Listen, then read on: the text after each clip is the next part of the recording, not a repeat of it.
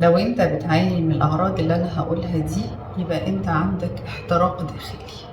ايه هو الاحتراق الداخلي؟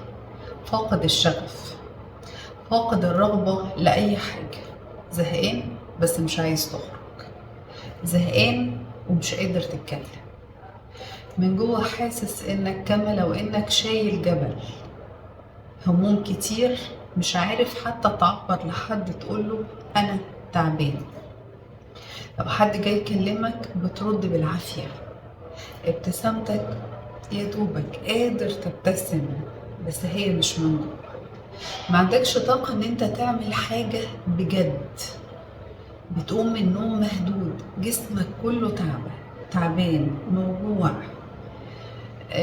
حاسس انك بعيد رغم انك في وسط الناس، بس حاسس انك بعيد قاعد لوحدك متقوقع جوا نفسك. ويا ريت لو تبقى لوحدك، ويا ريت لو محدش يخترق الغلاف اللي انت عامله لنفسك. انت قاعد في وسط الناس بس في غلاف، لا عايز تشارك في كلام ولا عايز حد حتى يقول لك في ايه فتاخد وتدي، مش عايز حاجه، سيبوني لوحدي، حطوني كده على جنب وانا تمام.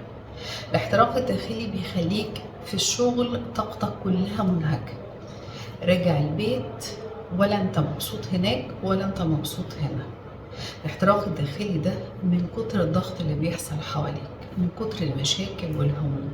لو انت بتعاني من الاعراض دي، لو انت فاقد الشغف، لو انت خلاص ما بقتش حاسس بمتعة، الابتسامة مرسومة بالعافية، الكلام على القد، حتى الحاجات اللي كنت بتحبها ما بقتش تحبها، طعم الحاجة الحلوة اللي بقك ما بقاش هو نفس الطعم.